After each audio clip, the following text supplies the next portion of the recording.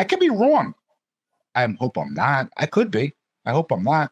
But I know one thing. Wait, don't you hope that you are wrong? I hope that we're not going to have riots and a civil war and all this stuff. No, because I know if it does happen, it's going to be dealt with clean and swift. That's what Q says. It's going to be dealt with clean and. So what did Q say about the BLM riots of 2020? What were they saying? Don't worry about it. People are getting killed. Think about it, Paul. Think about it. Well, you know what? Unfortunately, in war, there's going to be casualties of the war, right? There's going to be people that go die. But think about it. If the riots of 2020 didn't happen, when the riots of 2024 happen, people are going to get scared. But they're going to say, hey, I'm not going through the shit again. They're going to stand up for themselves. Look at Kyle Rittenhouse, right? Kid would be dead today. That's one guy, dude. I mean, hundreds of people were killed. Cops were killed. Precincts were burned down. I mean, the problem I have with conspiracy theories is you could take little bits of information and say, well, this means that, and this just proves something. But when it's proven wrong, you still subscribe to that person's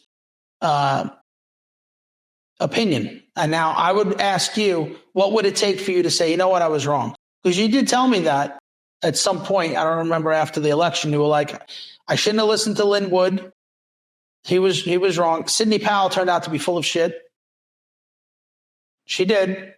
I'll find the clip where right after she said, I'm going to release the Kraken and I'm going to do this and I'm going to show that. Right after that, she put out a statement that basically said, this has to be determined in court. It was just, I forgot the word she used, but she didn't stand behind her original statements when push came to shove. Sidney Powell. Right? Sydney Powell and Rudy Giuliani were the ones that ran all around the country telling everybody the election was a fraud. Okay? And they said that the Dominion voting machines were fraudulent and all of that. You remember. Okay. So I didn't really do much on Giuliani and Sidney Powell because they produced no hard evidence. But a lot of you, maybe most of you listening and watching me tonight, believe them. You believe Rudy Giuliani and Sidney Powell, that the election was a fraud. Okay. Now, I said on January 11th, when Sidney Powell was first sued by Dominion, this, go.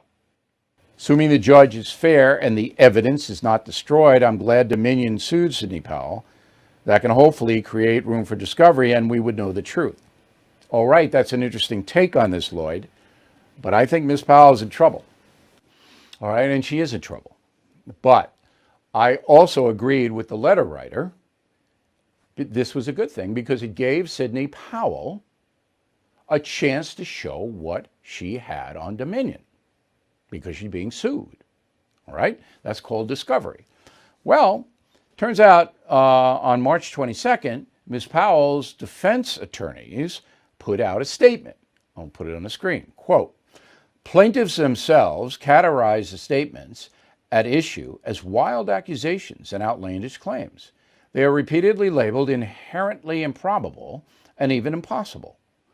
Such characterizations of the allegedly defamatory statements further support defendants' position, that's Sidney Powell, that reasonable people would not accept such statements as fact, but view them only as claims that await testing by the courts through adversary process.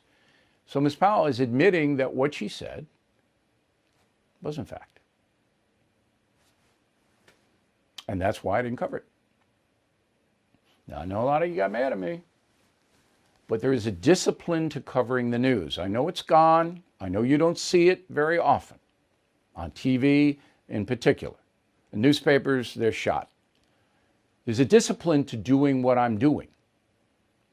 Where are the facts? I gave you the facts on guns. Okay, they're in stone. 0.2% of gun homicides involved civilian mass shootings. That's a fact. The big problem is with criminals wielding guns. The government doesn't want to take care of the criminals wielding guns, It just wants to take guns away from law-abiding citizens. That's a fact. We just proved it. Sidney Powell didn't know what she was talking about. Had nothing. Yet ran around implying that the election was a fraud. It may have been a fraud. And maybe down the road there will be evidence of that. But now it does not exist. She pled, all these other people pled.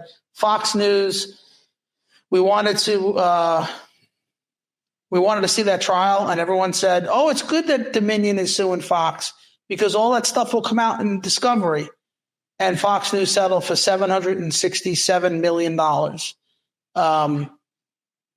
I mean, I won't call it Q because you're telling me there's another thing you watch or you listen to, but some of the stuff that's giving you this information, some of these sites and some of these people, a lot of the times they're wrong. And when they're wrong, instead of just leaving and saying, you know what, I'm not listening to that person anymore, they have you making excuses for them. Well, that's not necessarily true. I don't follow them anymore. I don't follow. But what about X22? He gives his opinions. I don't listen to him and say, oh yeah, that's what's going to happen. He doesn't say what's going to happen. He always says this is what he thinks is going to happen. He doesn't say this is going to happen. So you have to listen to him. But some people don't like him. Some people, like I know Rob, you should listen to him and he goes, he's full of shit. But it sounds like I'm going to have Rob come on. Yeah, we should. He's just a podcaster. So he's saying what he thinks, what he's information that he's reading. That's what he's doing. He always says, don't listen to me. Do your own research. He always says that. Don't listen to me. You shouldn't listen to me. Do your own research, which I do. So he'll say something, sort of like you, give you a breadcrumb. All right, go do your investigation. Now you start digging for it. Oh, shit. And you find out certain things. You can't Google stuff because Google hides a lot of stuff. Yeah, I know, including my name and my channel. Back to these people. Look what happened to Giuliani today. He declared bankruptcy, right? Right. Because they're destroying the poor guy. Back here at home, and a major headline in politics, Rudy Giuliani, the once respected New York mayor and former attorney for Donald Trump, has filed for bankruptcy. This comes after a jury last week slammed Giuliani with a $148 million verdict against him for defaming two former Georgia election workers. So looking at just what we learned from this filing about Giuliani's finances, some of it is this. He says that he owes creditors just over $1 million and $700,000 in federal back taxes, $300,000 in delinquent state taxes. He also says in here that he owes Hunter Biden money. And we're hearing some reports possibly that Hunter Biden is now suing Giuliani for disclosing some of this information. Here's the thing about this $148 million judgment.